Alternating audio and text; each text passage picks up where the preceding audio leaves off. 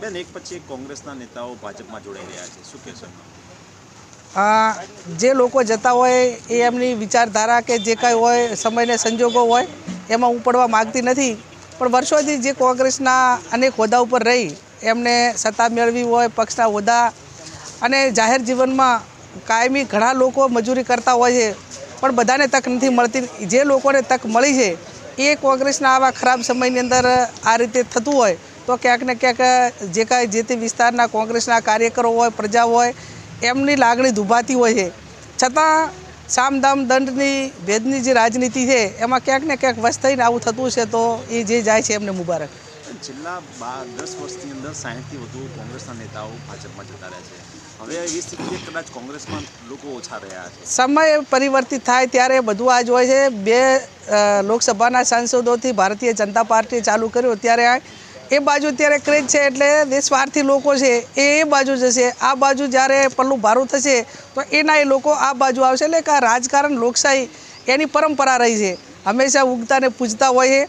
અને જે લોકો ધંધા રોજગાર સાથે સંકળાયેલા હોય, ક્યાંક એમના ધંધા રોજગારની બીકો હોય, પરિવારો ઉપર ખોટા કેસો કરવા માટેની, અને આવી બધી જ્યારે એક પારદર્શક લોકશાહી નથી રહી એટલે ક્યાંક ને ક્યાંક લોકો ભયભીત થઈને આ રીતે આગેવાનો જવાબદારો નિર્ણય કદાચ લેતા હશે.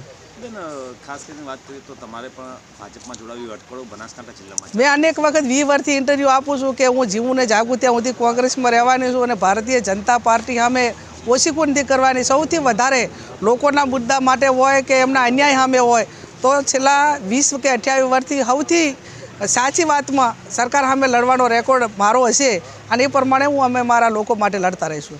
બનાસકાંઠા જિલ્લામાં લોકોની માંગણી છે, ક્યાંક લોકોમાં એવી વાત પણ છે કે કોંગ્રેસમાંથી આપ ચૂંટણી લડી રહ્યા. હા, હું અત્યારે ધારાસભ્ય તરીકે છું, પ્રજાના પ્રતિનિધિ તરીકે. મારે કોઈ ઉતાવળ નથી, પણ પાર્ટી આદેશ કરશે તો જે આદેશ કરશે મને શિરોમાન્ય રહેશે. કેવું રહેશે બેન, 2 બહેનો એ હવે ચૂંટણી આમાં શું કે લોકશાહીમાં ઉમેદવારોના હાથમાં ના હોય. કોંગ્રેસની વિચારધારા, ભાજપની વિચારધારા, ફિલ્ડ વર્ક, અનુભવ અને પ્રજા નક્કી કરતી હોય છે. જ્યારે 20 લાખ મતદારો બનાસકાંઠાના હોય ત્યારે એ લોકો હર હંમેશા પ્રજા વચ્ચે રહેતા ઉમેદવાર હોય કે પ્રતિનિધિ હોય અને એનો અનુભવ હોય. એક બાજુ અનુભવ નથી, એક બાજુ અનુભવ છે. એટલે જોઈશું જે પ્રજા જે કાંઈ નિર્ણય કરે એ સારું કરશે.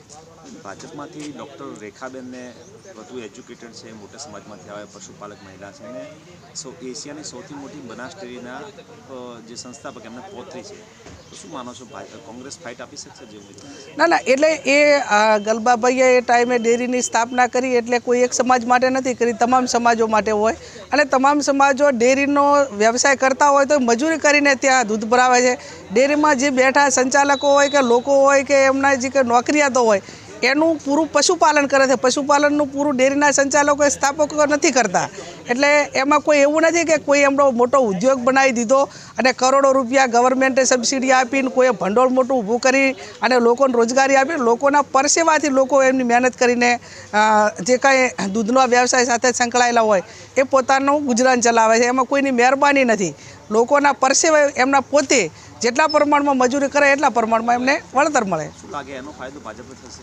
એ હું માનું ત્યાં સુધી આ ડેરી હોય, બેંક હોય, સહકારી માળખું હોય, સરકાર હોય, એ સમયને સંજોગોએ જે કાંઈ થતું હોય એ મતદારો વચ્ચે થઈને વાત મૂકે, એમ નહીં મૂકે, અમે અમારી મૂકતા હોઈએ અને જે પ્રજાને સારું લાગે એ કરતા હોય છે.